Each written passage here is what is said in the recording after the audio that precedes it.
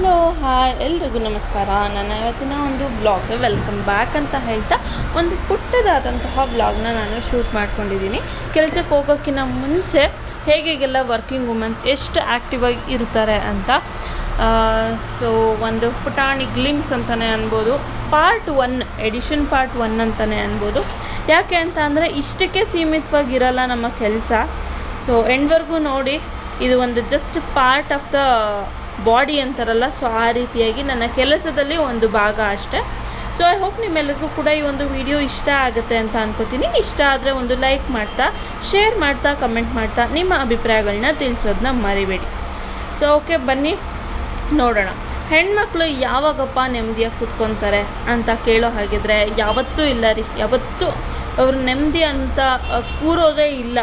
ಯಾವಾಗ ಅಂತ ಅಂದರೆ ಅವ್ರು ತುಂಬ ಪುಣ್ಯ ಮಾಡಿರ್ತಾರಲ್ಲ, ಅಂಥ ಟೈಮಲ್ಲಿ ಮಾತ್ರ ಅವರು ನೆಮ್ಮದಿಯಾಗಿ ಕೂತು ಯಾರಾದರೂ ಮಾಡಿಕೊಡ್ತಾರೆ ಅನ್ನುವಂತಹ ಸಮಯದಲ್ಲಿ ಕೂತ್ಕೊತಾರೆ. ಇಲ್ಲ ಕೈಯೋ ಕಾಲೋ ಮುರ್ಕೊಂಡು ಕೂತಾಗ ಮಾತ್ರ ಅವರು ನೆಮ್ಮದಿಯಾಗಿ ಕೂರೋದು. ಅದರಲ್ಲೂ ಮನಸ್ಫೂರ್ತಿಯಾಗಿ ಕೂರೋಕ್ಕಾಗಲ್ಲ. ಮಕ್ಳಿಗೇನಾಯಿತೋ, ಮಕ್ಳಿಗೆ ಅದು ಮಾಡಬೇಕು, ಮಕ್ಳಿಗೆ ಇದು ಮಾಡಬೇಕು, ಗಂಡ ಹೊರಗೆ ಹೋಗ್ತಾರೆ ಬರ್ತಾರೆ, ಅವ್ರಿಗೆ ಮನೆಯದೇ ತಿನ್ನಿಸ್ಬೇಕು, ಈ ರೀತಿಯಾಗಿ ಇರುತ್ತೆ ಅಲ್ವಾ.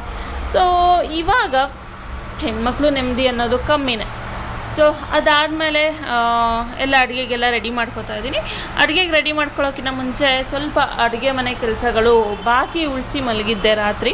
ನಾವು ಎಲ್ಲಿ ಬಾಕಿ ಉಳಿಸ್ತೀವಿ ಅಲ್ಲಿ ಕೆಲಸ ಜಾಸ್ತಿ ಇರುತ್ತೆ ಅಂತಲೇ ಅಲ್ವಾ ಅರ್ಥ. ಸೊ ಎಸ್, ನಂದು ಅದೇ ಆಗಿದ್ದು. ನೈಟ್ ಸ್ವಲ್ಪ ಸ್ಟ್ರೈನ್ ಆಗಿಬಿಟ್ಟಿತ್ತು ಅಂದ್ಬಿಟ್ಟು ನಾನು ಹಾಗೆ ಮಲ್ಕೊಬಿಟ್ಟೆ.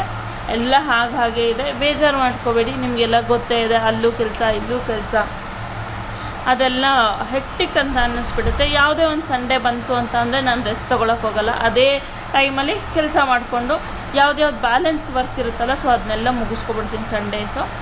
ಸೊ ಅದಾದಮೇಲೆ ಇಲ್ಲಿ ನನಗೆ ರೆಗ್ಯುಲರ್ ವೀವರ್ಸ್ಗಾದರೆ ಗೊತ್ತಿರುತ್ತೆ, ಸ್ವಲ್ಪ ನನಗೆ ಮೈಗ್ರೇನ್ ಪ್ರಾಬ್ಲಮ್ ಇರೋದ್ರಿಂದ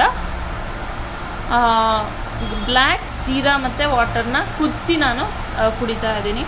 ಸೊ ಅಷ್ಟೆಲ್ಲ ಕೆಲಸದ ನಡುವೆ ಇದೊಂದು ಅವಾಂತರ ಕೂಡ ನನಗೆ ಆಯಿತು, ಫೇಸ್ ಮಾಡಿದೆ. ನನ್ನ ಮಗನಿಗೆ ಸ್ನಾನ ಮಾಡ್ಸೋಕ್ಕೆ ಅಂತ ಹೋದೆ. ಅಷ್ಟರಲ್ಲಿ ಇಲ್ಲಿ ಫುಲ್ ಹಾಲೆಲ್ಲ ಉಕ್ಕಿ ರಂಪ ಆಗೋಗ್ಬಿಟ್ಟಿತ್ತು. ಸೊ ಅದಾದಮೇಲೆ ಮಕ್ಕಳಿಗೆ ಸಿಕ್ಕಾಬಟ್ಟೆ ಕಷ್ಟದ ಕೆಲಸ ಅಂದರೆ ಎದ್ಬಿಟ್ಟು ರೆಡಿ ಆಗ್ತಾರೆ ಗೊತ್ತಾ.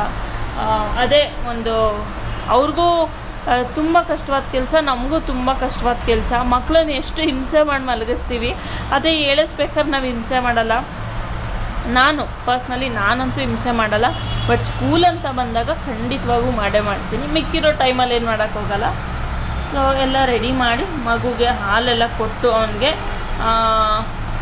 ತಿಂಡಿ ಅವನಾಗೆ ಅವ್ನು ತಿಂತಾನೆ. ಸೊ ತಿಂಡಿ ಹಾಕ್ಕೊಟ್ಟು ಹಾಲೆಲ್ಲ ಕಾಯಿಸ್ಕೊಡೋಕ್ಕೆ ಅಂತ ಬಂದೆ. ಸೊ ಇವತ್ತು ಪಲಾವ್ ಬಂದು ಮಶ್ರೂಮ್ ಬಿರಿಯಾನಿ ಮಾಡಿದೆ. ಸೊ ಮಶ್ರೂಮ್ ಬಿರಿಯಾನಿ, ಹಾಗೆ ಸ್ನ್ಯಾಕ್ಸ್ ಬಂತು ಅಂತ ಅಂದರೆ ಇದು ಕಲ್ಲಂಗಡಿ ಹಣ್ಣು, ಹಾಗೆ ಕರ್ಡ್ ಹಾಕಿದ್ದೆ. ಬಿರಿಯಾನಿಗೆ ಸ್ವಲ್ಪ ನೆಂಚ್ಕೊಂಡು ತಿನ್ನಲಿ ಅಂತ ಕರ್ಡು, ಹಾಗೆ ಹಾಲು. ಇದು ಬಾಕ್ಸು, ಟಿಫಿನ್ ಬಾಕ್ಸ್ ಬಂದು ಇಷ್ಟ ಆಗಿತ್ತು. ಅವನಿಗೆ ಹಾಕ್ಕೊಟ್ರೆ ಅವನು ಆರಾಮಾಗಿ ಕೂತ್ಕೊಂಡು ತಿಂತಾನೆ, ಏನು ಆ ಥರ ಏನು. ಬಟ್ ನೆಕ್ಸ್ಟ್ ಇಯರಿಂದ ಇನ್ನೊಂದು ಲೆವೆಲ್ ಜಾಸ್ತಿ ಹೋಗಬೇಕು ಅಂತಲೇ ಅನ್ಬೋದು. ಯಾಕೆ ಅಂತ ಅಂದರೆ ಕಲಿಯಲ್ವಲ್ಲ. ನೆಕ್ಸ್ಟ್ ಹಂಗೆ ಬಿಡ್ತಾ ಬಂತು ಅಂತ ಅಂದರೆ ಮಕ್ಕಳು ಕಲಿಯಲ್ಲ. ದೊಡ್ಡವ್ರು ಆಗ್ತಾ ಅವರು ಒಂದೊಂದು ಸ್ಟೆಪ್ ಜಾಸ್ತಿ ಹೋಗಬೇಕು. ಯಾರ ಮೇಲೂ ಡಿಪೆಂಡ್ ಆಗಬಾರ್ದು ನನ್ನ ಪ್ರಕಾರ ಮಕ್ಕಳು.